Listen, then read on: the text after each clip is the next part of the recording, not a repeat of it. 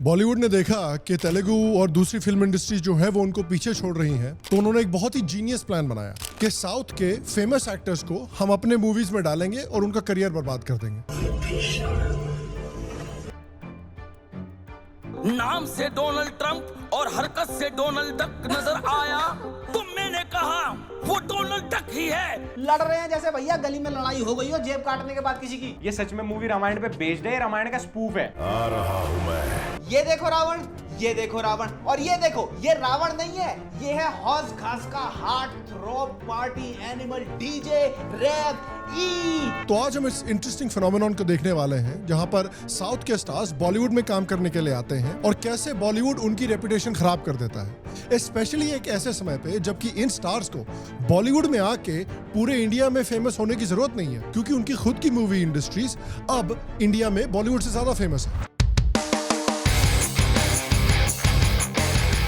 Hello शाम Sharma show के इस एपिसोड में आपका बहुत बहुत स्वागत है। मैं हूं सेक्युलरिज्म का सीईओ शाम शर्मा और आप सबको एक सेकंड प्रणाम। तो देखिए, साउथ स्टार्स का बॉलीवुड में आके काम करना कोई नया फिनोमेना नहीं है, ये कई दशकों से चलता हुआ आ रहा है। पहला वेव आया था जब साउथ सिनेमा के सुपरस्टार्स जैसे कि रजनीकांत, कमल हासन और चिरंजीवी, मोहनलाल ये हिंदी फिल्मों में काम करने के लिए आए थे। ये उस समय देखिए अपने रिस्पेक्टिव इंडस्ट्रीज के डेमीगॉड्स थे, लेकिन उस समय पर बॉलीवुड जो था वो अनडाउटेडली सबसे बड़ी इंडस्ट्री थी, सबसे मेन स्ट्रीम इंडस्ट्री थी। तो एक्सपोजर के लिए बॉलीवुड में आके काम करना actually made a lot of sense. Rajinikanth ने जैसे अंधा कानून में काम किया था, जहां पर उनको सेकंड फिडल प्ले करना पड़ा था अमिताभ बच्चन के लिए। उन्होंने हम मूवी में भी काम किया था जहां पर उनको एक छोटा रोल मिला था और मेन रोल अमिताभ बच्चन का था। और अक्सर इन मूवीज में बड़े मेन बॉलीवुड स्टार के लिए इन साउथ के स्टार्स को साइडलाइन कर दिया जाता था, लेकिन मैं नहीं चाहता कि प्रॉपर स्किल सेट डेवलप ना होने के कारण आप साइडलाइन हो जाए, और हम चाहते हैं कि आप अपने प्रोफेशनल करियर में मेन कैरेक्टर का यानी लीड रोल प्ले करें।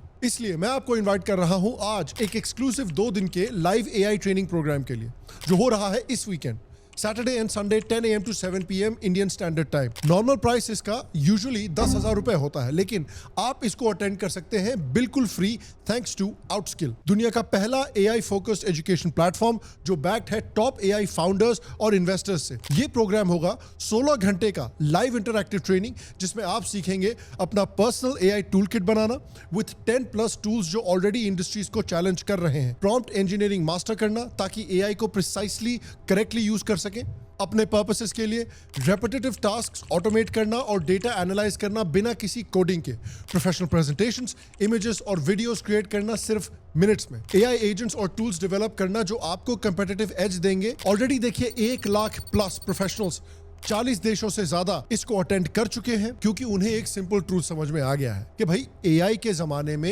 अनप्रिपेयर्ड रहना सिर्फ एक डिसएडवांटेज ही नहीं बल्कि एक बहुत बड़ा करियर रिस्क है। चाहे आप टेक, बिजनेस, पॉलिसी या किसी भी फील्ड में देखें, एआई हर जगह हर एक फील्ड को टच कर रहा है, हर एक फील्ड को बहुत प्रोफाउंडली इंपैक्ट कर रहा है, और इसीलिए ये प्रोग्राम आपके लिए बना है। सीट्स लिमिटेड है और बहुत जल्दी फिल हो रही हैं। अगर आप सीरियस है अपने करियर को फ्यूचर प्रूफ बनाने के लिए और एआई समझने के लिए, तो ये इसका बेस्ट चांस है। इसीलिए नीचे दिए गए लिंक पे क्लिक करें डिस्क्रिप्शन में, अपनी सीट सिक्योर करें और इसका व्हाट्सएप ग्रुप भी ज्वाइन करें जो इस लिंक में आपको मिलेगा अपडेट्स के लिए। And now back to the video. दूसरे स्टार फिर आए थे कमल हासन, जो आज नक्सलों और पाकिस्तानियों से compete कर रहे हैं कि कौन हिंदुओं को सबसे ज्यादा हेट कर सकता है। பேர் ராஜராஜ சோழன் காலத்துல கிடையாது. அப்படி காந்தியார் சிலைக்கு முன்னால் இதை சொன்னேன். சுதந்திர இந்தியாவின் முதல் தீவிரவாदी ஒரு हिंदू, அவர் பெயர் नाथुराम गोडसे। तमिलनाडु के सुपरस्टार राज्यसभा के सदस्य कमल हासन ने सनातन के विचार को बेड़ियां बताया है। Kamal Hassan, he says the only weapon that can shatter dictatorship is education. But Kamal Hassan, believe it or not, was one of the better examples of South के actors जो बॉलीवुड या हिंदी लैंग्वेज मूवीज में आके decently successful हुए थे। एक दूजे के लिए जो उनकी फिल्म आई थी 1981 में, बहुत लेजेंडरी फिल्म है, आइकॉनिक फिल्म है। उसके बाद चिरंजीवी भी आए थे, लेकिन उनको भी बॉलीवुड में वो सक्सेस नहीं मिली जो सुपर स्टारडम उनको तेलुगु इंडस्ट्री में मिली थी। जनरली सेकंड फिडल का रोल प्ले करते थे वो बॉलीवुड की फिल्मों में। और मोहनलाल को भी देखिए, जो एक नेशनल अवार्ड विनर है, उनको भी बॉलीवुड की फिल्मों में अजीब से रोल दिए गए थे जिसमें कि वो अपने टैलेंट को पूरी अच्छी तरीके से शोकेस नहीं कर पाए थे। इसीलिए 1970s और 80s में बॉलीवुड में कई साउथ के सुपरस्टार्स फुल फ्लेजेड हीरो नहीं बन पाए थे। दूसरी प्रॉब्लम एक और थी, स्टीरियोटाइपिंग की। फनी बात यह है कि आज बॉलीवुड के एक्टर्स कंप्लेन करते हैं कि जब वो हॉलीवुड में काम करने जाते हैं तो उनको स्टीरियोटाइप कर दिया जाता है या साइडलाइन कर दिया जाता है। जैसे मिशन इम्पॉसिबल गोस्ट प्रोटोकॉल में अनिल कपूर को 1-2 ही सीन मिले थे। स्लम डॉग मिलियनेयर में इंडियंस को स्टीरियोटाइप कर दिया गया। अली फजल का फास्ट एंड फ्यूरियस 7 में blink can you miss it role था। Yes, can you believe it, Ali Fazal थे फास्ट एंड फ्यूरियस 7 में, मुझे तो पता भी नहीं था। बट द थिंग इज कि बहुत सारे ये जो एक्टर्स हैं ये इस इंडस्ट्री में काम करने के लिए आते थे because Bollywood was the big national industry. Bollywood था मेन स्ट्रीम और ये जो स्टार्स थे वो quote and quote regional industries के स्टार थे। तो अगर आपको मेन स्ट्रीम बनना है तो आपको बॉलीवुड में जाके काम करना चाहिए था and for a while it worked. Kamal Haasan genuinely एक हाउस होल्ड नेम बन गए थे because of the many successful roles he had in Bollywood. लेकिन he was an exception not the rule. और जैसा कि मैंने आपको बताया कई इंसिडेंट्स भी ऐसे थे जहां पर इन स्टार्स को प्रॉपर्ली बॉलीवुड ने ट्रीट नहीं किया था। देखिए ये बात तो हम सबको पता है कि बॉलीवुड बेसिकली पाकिस्तानी सोसाइटी की तरह है, यानी फुल ऑफ इंसेस्ट। मतलब कुछ सिलेक्टेड फैमिलीज और स्टूडियोज डोमिनेट करते हैं इस इंडस्ट्री को। वो सिर्फ एक दूसरे के साथ काम करते हैं, एक दूसरे को प्रमोट करते हैं और एक तरीके से इंडस्ट्री के गेट कीपर्स बनते हैं ताकि आउटसाइडर्स को अंदर घुसने ना दें। कई एक्टर्स ने कंप्लेन किया है कि बॉलीवुड एक क्लोज क्लब की तरह ऑपरेट करता है। कंगना रनावत ने सबसे ओपनली बोला है बॉलीवुड के बारे में, बॉलीवुड को एक होपलेस प्लेस बोला है।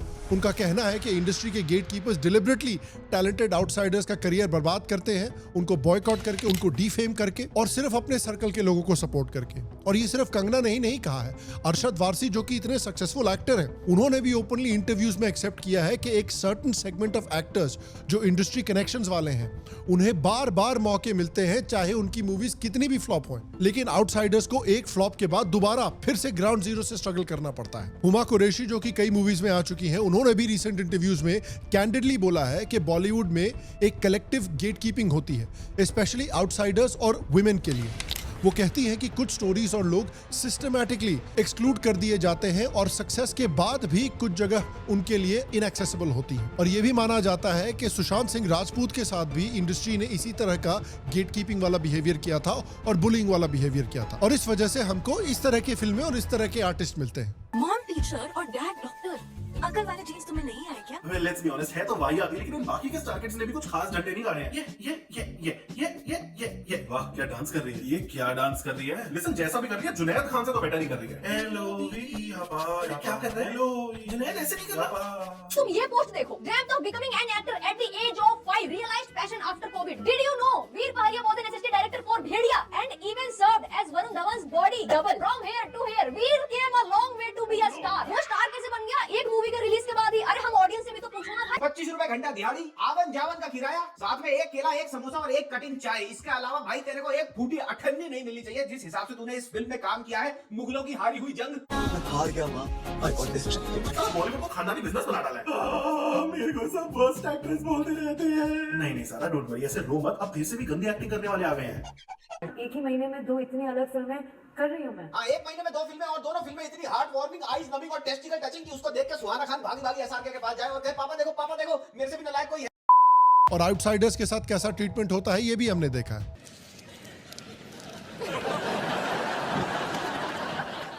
ये तुम्हारे सिंगर ने चिपकाया तुम पर, अच्छा चिपकाया। आप लोग 6 घंटा बिठा के रखते तभी ऐसा होता है।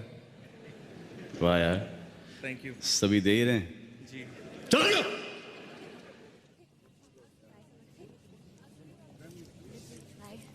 मैं नहीं डरा सर। लेकिन ये एरोगेंस सिर्फ आउटसाइडर्स के लिए एक्सक्लूसिव नहीं है। बॉलीवुड का दूसरे फिल्म इंडस्ट्रीज के लिए भी इस तरह का बर्ताव रहा है। बॉलीवुड में साउथ के लोगों के ऊपर कई स्टीरियोटाइप्स किए गए हैं। रेखा जैसी एक्सेप्शनल एक्ट्रेस जिनको बॉलीवुड में सक्सेस तो मिला, लेकिन उनके अर्ली करियर में उनको बहुत स्ट्रगल करना पड़ा था और उन्हें भी बॉलीवुड फिल्म मेकर्स से dark skinned south Indian actress जैसे रेसिस्ट कमेंट्स का सामना करना पड़ा था। 80s और 90s में जब बॉलीवुड का इंडियन फिल्म इंडस्ट्री में बहुत बड़ा इन्फ्लुएंस हुआ करता था, तब तो सदर्न सिनेमा के बड़े बड़े एक्टर्स को ठीक से रिकॉग्नाइज भी नहीं करते थे ये लोग। साउथ के मेगा स्टार चिरंजीवी ये ओपनली एडमिट करते हैं कि एक बार 90s में उनको गोवा फिल्म फेस्टिवल में बुलाया गया था और उस इवेंट में बस बॉलीवुड एक्टर्स के ही पोस्टर्स लगे हुए थे, सारा भाव सिर्फ उनको दिया जा रहा था। साउथ इंडस्ट्री के बस 2-3 एक्टर्स को ही रिकग्निशन मिली थी या जरा सा भी भाव दिया जा रहा था। जनरली उनको अवॉइड कर दिया गया था। एट द टाइम बॉलीवुड को सदर्न परफॉर्मर्स के लिए, सदर्न सिनेमा के लिए रिस्पेक्ट नहीं था। तो एक तरफ तो ये रिस्पेक्ट नहीं दिखाते थे बॉलीवुड के सिनेमा को और उनके स्टार्स को, दूसरी तरफ उन्हीं के कॉन्सेप्ट कॉपी भी करते रहते थे। बॉलीवुड हमेशा से ही दूसरे रीजनल इंडस्ट्रीज के आइडियाज को कॉपी करता रहता है। 1966 की फूल और कांटे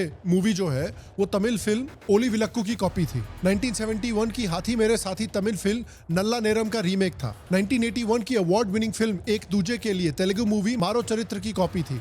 लेकिन साउथ इंडस्ट्री के इतने मूवीज को स्ट्रेट अप कॉपी करने के बाद भी इस तरह से लोगों को स्टेरियोटाइप किया जाता था। कौन हो तुम? I am कृष्णन अय्यर यम भाई ने मेरे को भेजा तुम्हारा बॉडी का गार्ड करने के लिए। Body guard? Yes. Wow. 90s और 2000s में भी फिर हमको ये ट्रेंड देखने को मिला है। 2002 में शाहरुख खान की शक्ति द पावर नाम की एक मूवी आई थी। इस फिल्म के लिए शाहरुख खान को काफी क्रिटिकल अक्लेम भी मिला था और ये फिल्म भी साउथ की अंतपुरम की रीमेक थी। और भी बहुत सारे रीमेक्स है, जैसे 2000 की कल्ट क्लासिक फिल्म तेरे नाम, वो भी 1999 की तमिल फिल्म सेतु का रीमेक था। 2007 की एक और कल्ट क्लासिक भूल भुलैया, वो भी एक मलयालम फिल्म का रीमेक है। बेसिकली बॉलीवुड देखिए वेस्टर्न क्रिश्चियंस की तरह थी। वो कहते रहते हैं कि हिंदुइज्म डिमोनिक है, हिंदू प्रैक्टिसेस डिमोनिक है। एट द सेम टाइम ये साले योगा अडॉप्ट कर लेते हैं और क्रिश्चियन योगा और गोट योगा करते रहते हैं। आसिम मुनीर भी सोच रहा होगा अच्छा खासा सेक्स के लिए यूज कर सकते थे यार, योगा में क्यों बर्बाद कर रहे हो बकरी को। चाहे सिंघम हो, चाहे दृश्यम हो, अक्षय कुमार की rowdy Rathore, holiday, Gabbar is back, ये सारी सदर्न फिल्म्स की रीमेक है। सलमान खान की किक, रेडी, बॉडीगार्ड जैसी टॉप परफॉर्मिंग मूवीज भी सदर्न फिल्म्स की रीमेक है। तो साउथ से इतना बोरो करने के बाद भी साउथ के खिलाफ इतना स्टेरियोटाइप इन्होंने बना के रखा हुआ था। पोरकी, एक नंबर का कुत्ती कमीनी मतलब भी अपॉर्चुनिटी से तू क्या कहती तू? चोट के भाग जाती। समझने की कोशिश करो। क्या समझ? वो क्या वो? अरे को क्या को? साउथ की एक्ट्रेस रेजिना कैसेंड्रा ने ये ओपनली स्टेट किया है कि आज भी साउथ इंडियन एक्टर्स को डेरोगेटरी टर्म्स का सामना करना पड़ता है बॉलीवुड में। जेनेलिया डिसूजा ने भी ये एडमिट किया था कि बॉलीवुड इंडस्ट्री में जो एक्टर अच्छा परफॉर्म नहीं कर पाते उसे साउथ फिल्म्स में जाने के लिए बोल दिया जाता है बेसिकली कि आप बॉलीवुड में नहीं चल पाएंगे, आप जाइए रीजनल सिनेमा के ही लायक हैं आप। लेकिन पिछले कुछ सालों में अगर आप देखें तो ऑडियंस ने बॉलीवुड का जो मिसकंसेप्शन है वो लार्जली दूर कर दिया है। बाहुबली 1 और 2 की जो खासकर सक्सेस हुई थी वो एक टर्निंग पॉइंट था इंडियन सिनेमा में। उसने सो कॉल्ड रीजनल सिनेमा का परसेप्शन बिल्कुल पूरी तरह से चेंज कर दिया है। ये दो movies went on to become 2 of the most successful Indian movies ever. उसके बाद जब पैंडेमिक आया तो पैंडेमिक में ओटीटी बहुत पॉपुलर हुआ। उसकी वजह से पूरी इंडियन ऑडियंस को तेलुगु, कन्नड़ा, मलयालम और तमिल मूवीज के अच्छे डब्ड और अच्छे सबटाइटल वर्जन्स देखने को मिले और उनको देखने को मिला कि अच्छा ये मूवीज अपने आप में कितनी अच्छी हैं। और वहां से लोगों को टेस्ट डेवलप हो गया कि भैया हमको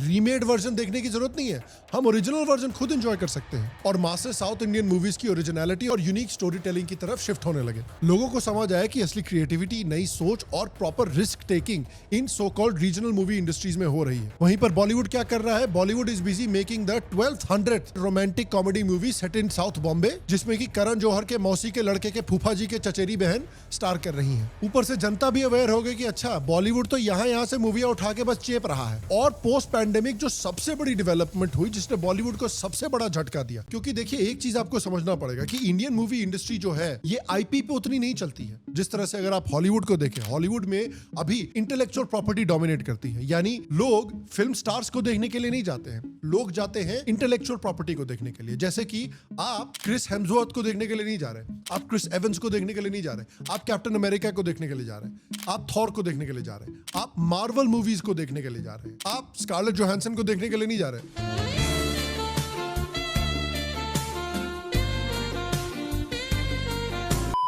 लेकिन उससे ज्यादा आप जुरासिक वर्ल्ड को देखने के लिए जा रहे हैं, डायनासोर्स को देखने के लिए जा रहे हैं, वो इंटेलेक्चुअल प्रॉपर्टी ज्यादा जरूरी है। लेकिन इंडिया का सिस्टम थोड़ा अलग है। इंडिया का सिस्टम ऐसा है कि लोग स्टार्स को देखने के लिए जाते हैं। मूवी स्टार्स जो है वो ऑडियंस को ड्राइव करते हैं। और देखिए पूरे इंडिया में हमेशा से यही सिस्टम रहा है कि जो बड़े बड़े स्टार्स हैं उनकी मूवीज को देखने के लिए ज्यादा लोग जाते हैं। लेकिन पैंडेमिक के बाद एक चीज ये बहुत बड़ी हुई है कि जो सो कॉल्ड रीजनल सिनेमा के स्टार्स हैं वो अब पूरी इंडिया में मेन स्ट्रीम स्टार बन चुके हैं और बॉलीवुड के एक्टर्स से बड़े स्टार बन चुके हैं। इनफैक्ट बॉलीवुड की ऑडियंस की आंखों में वो बॉलीवुड के स्टार से बड़े स्टार बन चुके हैं। नमस्ते। बिहार के पावन धरती को मेरा शत शत प्रणाम। टॉलीवुड और कन्नड़ा की जो मूवीज हैं वो कंसिस्टेंटली बॉलीवुड मूवीज को पैंडेमिक के बाद से आउट परफॉर्म कर रही हैं और यहां तक कि वो अब main stream Hindi speaking audiences को भी अट्रैक्ट कर रही हैं अपनी तरफ। नॉर्थ इंडिया की। और इन इंडस्ट्रीज के हीरोज और जो मूवी स्टार्स हैं उनकी पॉपुलैरिटी अब पूरे देश में हो गई है। और इसीलिए जो अब मैं बोलने वाला हूं वो उतना अच्छे से मुझे समझ में नहीं आता, क्योंकि ये जो एक्टर्स हैं इनको बॉलीवुड के बम्प की जरूरत नहीं है अब नेशनल स्टार बनने के लिए। इसलिए मुझे समझ में नहीं आता है कि उन्होंने बॉलीवुड में इन प्रोजेक्ट्स को क्यों चूज किया है। प्रभास का एग्जांपल ले लीजिए, बाहुबली की सक्सेस के बाद Prabhas was a national star, पूरे देश की ऑडियंस के फेवरेट बन गए थे वो।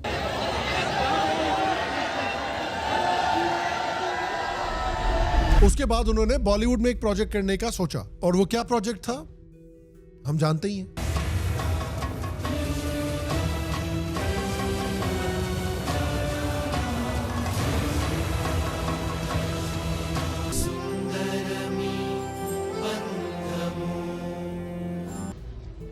Look at the mask with my boy. Thankfully उसके बाद उन्होंने कल की मूवी बनाई है जो अपने आप में एक बहुत बड़ी सुपरहिट हुई है, तो उनका ब्रांड वापस बाउंस बैक कर गया है। लेकिन प्रभास अकेले नहीं है, राणा रघुपति जिन्होंने बाहुबली में इतना अच्छा परफॉर्मेंस दिया था, जो एक नेशनल स्टार बन गए थे बिकॉज ऑफ बाहुबली, उन्होंने भी फिर बॉलीवुड में प्रोजेक्ट्स किए हैं जहां पर उनको कंप्लीटली वेस्ट कर दिया गया है।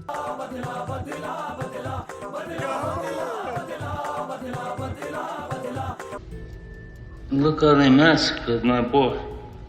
सिमिलरली धनुष जैसे वर्सेटाइल एक्टर जिन्होंने कुछ अच्छी परफॉर्मेंस दी है, लेकिन उनको भी बॉलीवुड के कई प्रोजेक्ट्स में वेस्ट कर दिया गया है। फिर रामचरण का तो हम जानते ही, उन्होंने बॉलीवुड में डेब्यू किया था जंजीर, जो कि एक बहुत बड़ी फ्लॉप हुई थी, जिसने रामचरण को ठीक तरीके से यूटिलाइज नहीं किया था। वो मूवी तो बहुत लोगों को याद भी नहीं है। थैंकफुली रामचरण को भी ये मूवी याद नहीं है। जब तक बैठने के लिए ना कहा जाए शराफत से खड़े रहो। लेकिन थैंकफुली ऑल्सो उनको उस फिल्म की जरूरत नहीं पड़ी to become a national superstar. RRR ने उनको बेसिकली एक नेशनल मेगा स्टार बना दिया।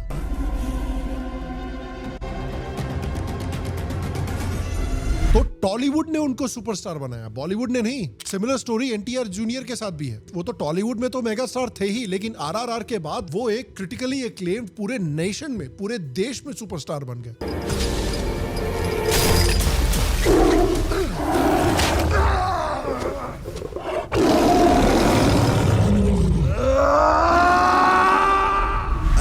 उनको बॉलीवुड की जरूरत नहीं पड़ी देश के सुपरस्टार बनने के लिए। तेलुगु लैंग्वेज इंडस्ट्री की मूवी ने उनको देश में सुपरस्टार बना दिया, लेकिन फिर भी उन्होंने बॉलीवुड में एक प्रोजेक्ट किया, और क्या ही प्रोजेक्ट किया। स्पाई यूनिवर्स की फिल्म बोलने के बाद भी सैयारा से कम की एडवांस बुकिंग ली इस फिल्म में। ऑलरेडी 3 घंटे की फिल्म थी, 1 घंटा और चलता तो मेरे को अल्जाइमर हो जाता था। अच्छा, ये लोग का हिम्मत देखो, लास्ट में पोस्ट क्रेडिट सीन भी डाले।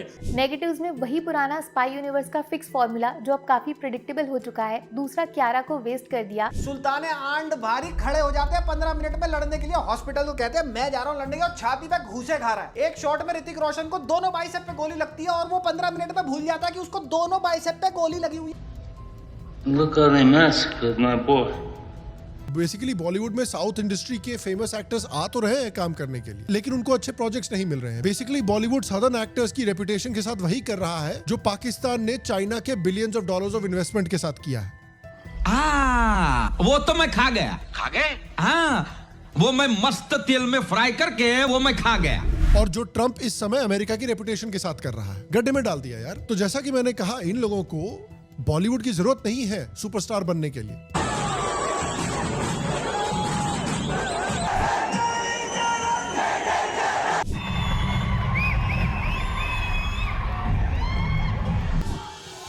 पहली बार बिहार आया हूं, आपका प्यार और आपका स्वागत के लिए बहुत बहुत शुक्रिया।